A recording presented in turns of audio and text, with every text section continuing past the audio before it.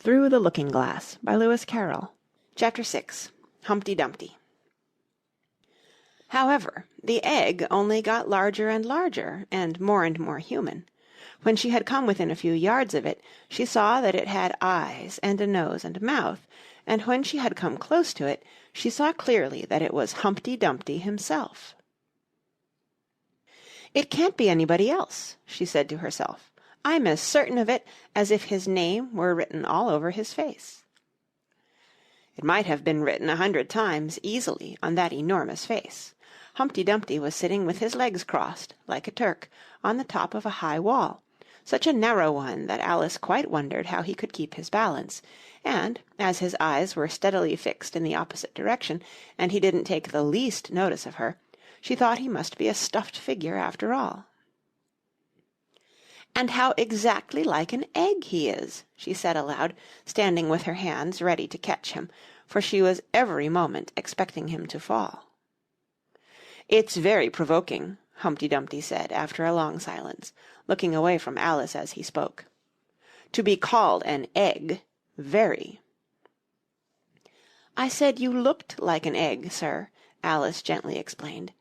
"And some eggs are very pretty, you know," she added, hoping to turn her remark into a sort of a compliment. "Some people," said Humpty Dumpty, looking away from her as usual, "have no more sense than a baby." Alice didn't know what to say to this. It wasn't at all like conversation, she thought, as he never said anything to her. In fact, his last remark was evidently addressed to a tree, so she stood and softly repeated to herself, "Humpty Dumpty sat on a wall, Humpty Dumpty had a great fall. All the king's horses and all the king's men couldn't put Humpty Dumpty in his place again." "That last line is much too long for the poetry," she added, almost out loud, forgetting that Humpty Dumpty would hear her. "Don't stand there chattering to yourself like that," Humpty Dumpty said, looking at her for the first time. "But tell me your name and your business." "My name is Alice, but—" "It's a stupid enough name," Humpty Dumpty interrupted impatiently. "What does it mean?" "Must a name mean something?" Alice asked doubtfully. "Of course it must," Humpty Dumpty said with a short laugh. "My name means the shape I am, and a good handsome shape it is too. With a name like yours you might be any shape almost." "Why do you sit out here all alone?" said Alice, not wishing to begin an argument. "Why, because there's nobody with me," cried Humpty Dumpty. "Did you think I didn't know the answer to that? Ask another." "Don't you think you'd be safer down on the ground?" Alice went on, not with any idea of making another riddle, but simply in her good-natured anxiety for the queer creature. "That wall is so very narrow." "What tremendously easy riddles you ask!" Humpty Dumpty growled out. "Of course I don't think so. Why, if ever I did fall off, which there's no chance of, but if I did—" Here he pursed his lips, and looked so solemn and grand that Alice could hardly help laughing. "If I did fall," he went on, "the king has promised me with his very own mouth to send all his horses and all his men," Alice interrupted, rather unwisely.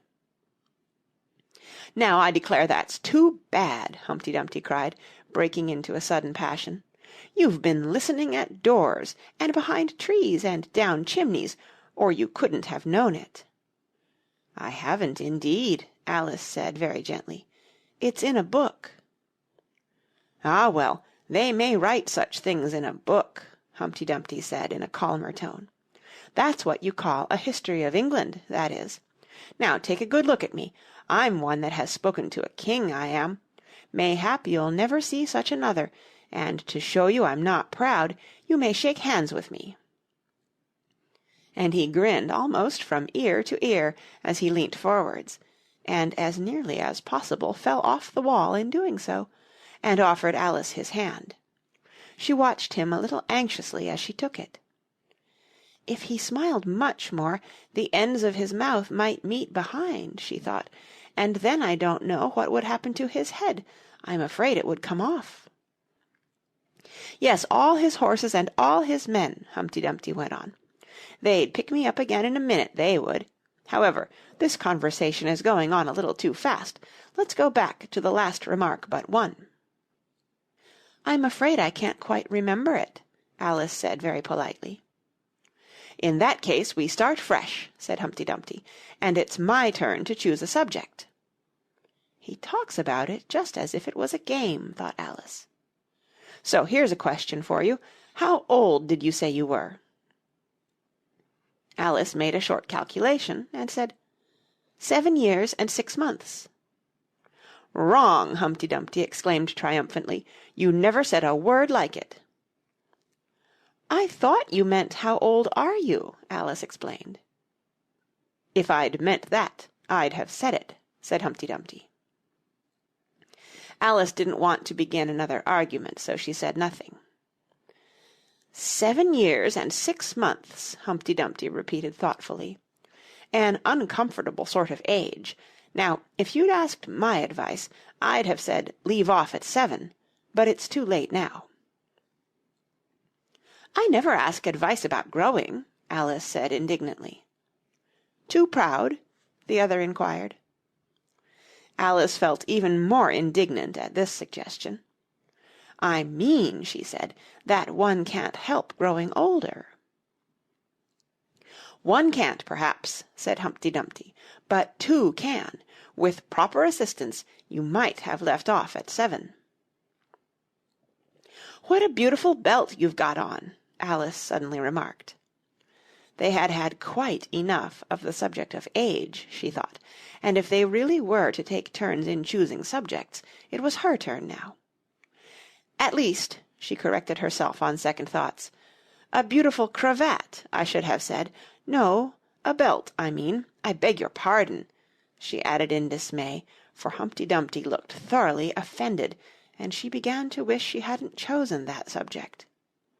If I only knew, she thought to herself, which was neck and which was waist. Evidently Humpty Dumpty was very angry, though he said nothing for a minute or two. When he did speak again, it was in a deep growl. It is a most provoking thing, he said at last, when a person doesn't know a cravat from a belt. I know it's very ignorant of me, Alice said, in so humble a tone that Humpty Dumpty relented. It's a cravat, child, and a beautiful one, as you say. It's a present from the White King and Queen. There now. Is it really? Said Alice, quite pleased to find that she had chosen a good subject after all.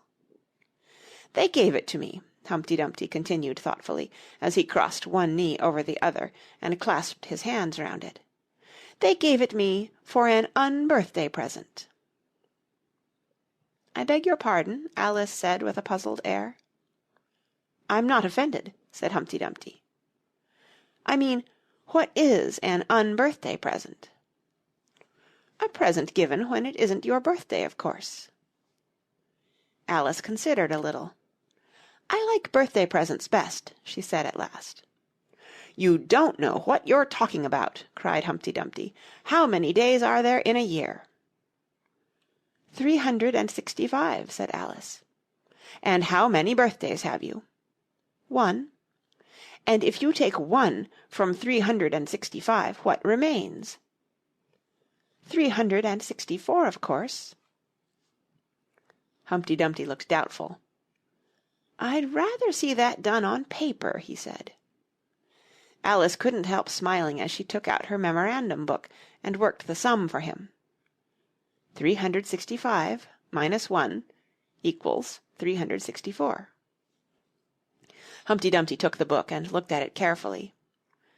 That seems to be done right, he began. You're holding it upside down, Alice interrupted. To be sure I was, Humpty Dumpty said gaily, as she turned it round for him. I thought it looked a little queer. As I was saying, that seems to be done right, though I haven't time to look it over thoroughly just now, and that shows that there are 364 days when you might get unbirthday presents. Certainly, said Alice. And only 1 for birthday presents, you know. There's glory for you." "I don't know what you mean by glory," Alice said. Humpty Dumpty smiled contemptuously.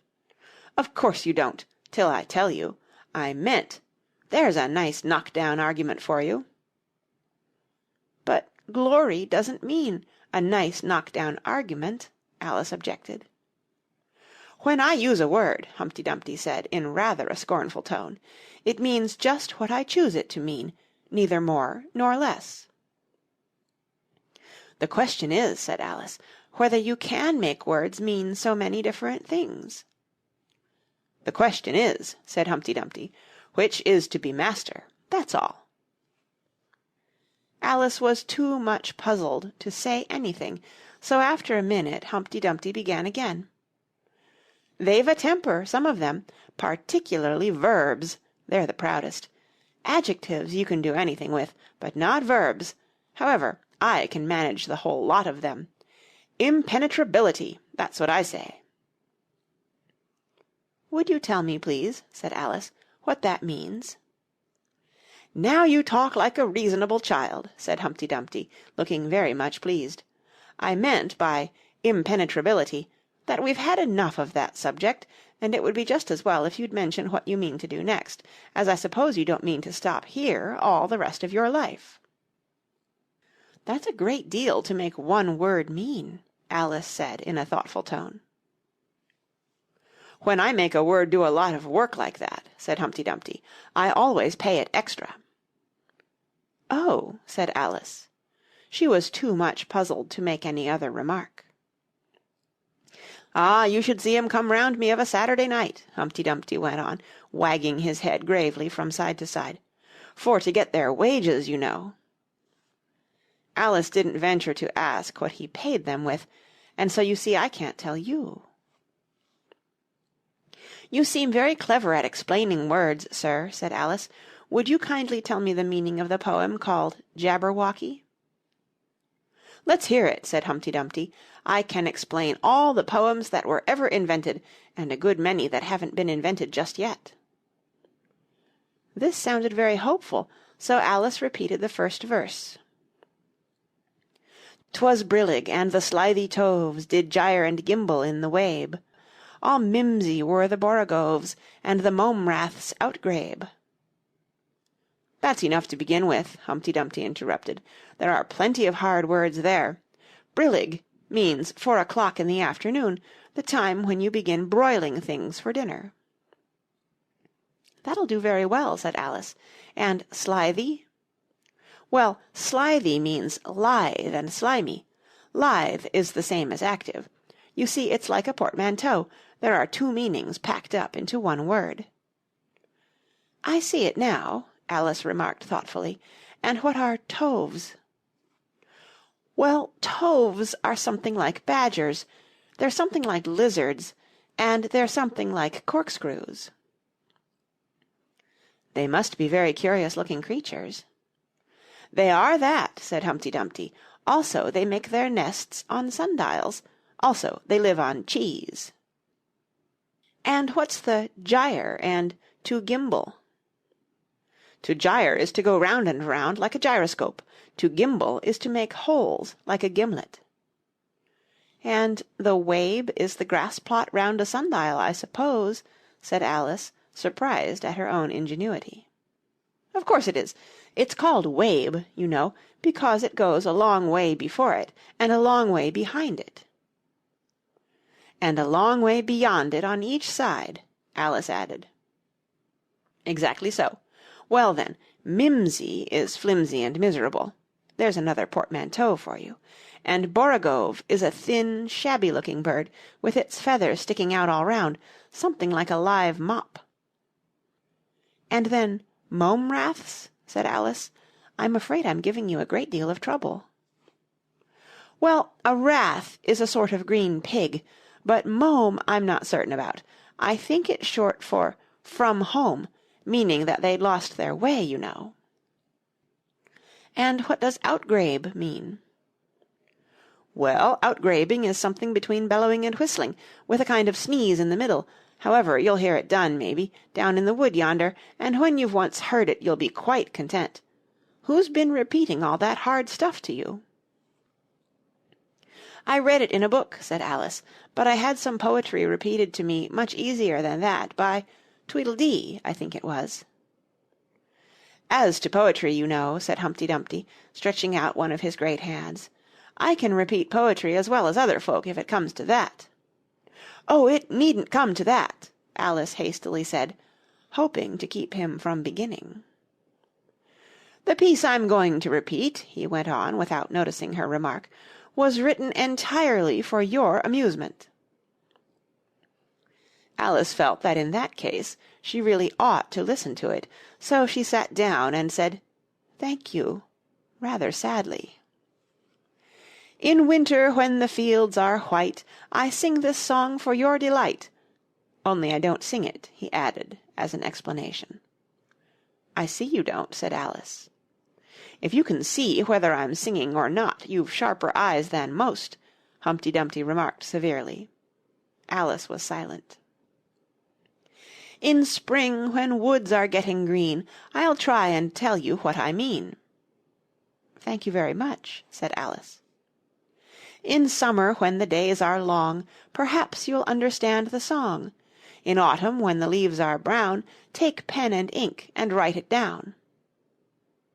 "I will, if I can remember it so long," said Alice. "You needn't go on making remarks like that," Humpty Dumpty said. "They're not sensible, and they put me out." "I sent a message to the fish. I told them, this is what I wish. The little fishes of the sea, they sent an answer back to me. The little fishes' answer was, 'We cannot do it, sir, because—'" "I'm afraid I don't quite understand," said Alice. "It gets easier further on," Humpty Dumpty replied. "I sent to them again to say It will be better to obey. The fishes answered with a grin, 'Why, what a temper you are in!' I told them once, I told them twice, They would not listen to advice. I took a kettle, large and new, Fit for the deed I had to do. My heart went hop, my heart went thump, I filled the kettle at the pump. Then someone came to me and said, 'The little fishes are in bed.' I said to him, I said it plain, 'Then you must wake them up again.' I said it very loud and clear, I went and shouted in his ear." Humpty Dumpty raised his voice almost to a scream as he repeated this verse, and Alice thought with a shudder, "I wouldn't have been the messenger for anything." "But he was very stiff and proud. He said, 'You needn't shout so loud.' And he was very proud and stiff. He said, 'I'd go and wake them if—' I took a corkscrew from the shelf. I went to wake them up myself. And when I found the door was locked, I pulled and pushed and kicked and knocked. And when I found the door was shut, I tried to turn the handle, but—" There was a long pause. "Is that all?" Alice timidly asked. "That's all," said Humpty Dumpty. "Good-bye." This was rather sudden, Alice thought, but after such a very strong hint that she ought to be going, she felt that it would hardly be civil to stay. So she got up and held out her hand. "Good-bye till we meet again," she said as cheerfully as she could. "I shouldn't know you again if we did meet," Humpty Dumpty replied in a discontented tone, giving her one of his fingers to shake. "You're so exactly like other people." "The face is what one goes by generally," Alice remarked in a thoughtful tone. "That's just what I complain of," said Humpty Dumpty. "Your face is the same as everybody has. The two eyes so," marking their places in the air with his thumb. "Nose in the middle, mouth under. It's always the same.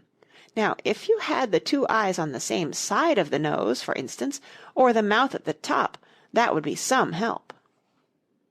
"It wouldn't look nice," Alice objected, but Humpty Dumpty only shut his eyes and said, "Wait till you've tried." Alice waited a minute to see if he would speak again, but as he never opened his eyes or took any further notice of her, she said, "Good-bye," once more, and, getting no answer to this, she quietly walked away, but she couldn't help saying to herself as she went, "Of all the unsatisfactory—" She repeated this aloud, as it was a great comfort to have such a long word to say. of all the unsatisfactory people I ever met."